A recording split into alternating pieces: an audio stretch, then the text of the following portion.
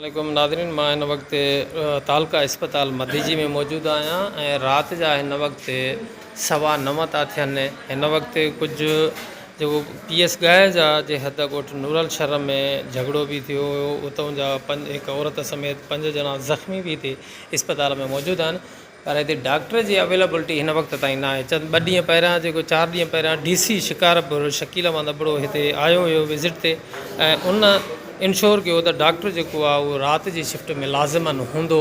मां DC सां 2 ॾींहं 4 ॾींहं पहिरियां बि मिलियुमि, उन चयो त बिल्कुलु डॉक्टर हूंदो त की ग़लती थी आहे त न हूंदो। अॼु मां हिते 9:30 बजे हिते पहुतो आहियां अस्पताल जे अंदरि, त ॾिसां त डॉक्टर आहे या न आहे। मरीज़ त वॾी तइदाद में मौजूदु आहिनि, पर डॉक्टर जेको आहे त कोन्हे।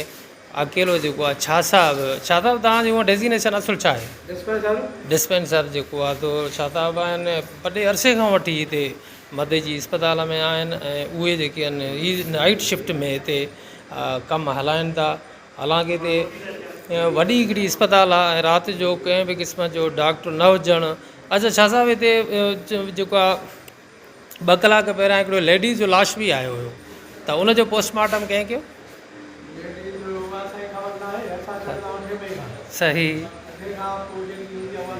लेडी डॉक्टराणी आहे त हिते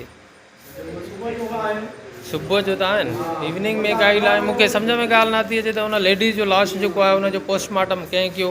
ऐं उते बि माना ईअं आहे त ऑन कॉल कोई स्टाफ आहे, कंहिंखे इलाजमेंट करे कंहिंखे घुराए करे ऐं को क़िस्म जो को ट्रीटमेंट कराइनि था। हाणे बि ॿुधाइनि था पिया त डॉक्टर अब्दुल्ला चने साहब जिन खे घुराए करे ऐं उन्हनि खे ज़ख़्मियुनि खे जेको आहे फस्ट एड ॾियारी वई आहे।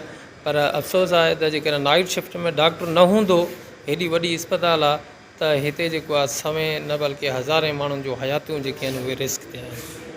भाऊ तव्हां हिते छो भाई हादसात में सुबुह जो ड्यूटी आहे तव्हांजी, तव्हांजो चार्ज वरिती कंहिंखां वरिती चार्ज?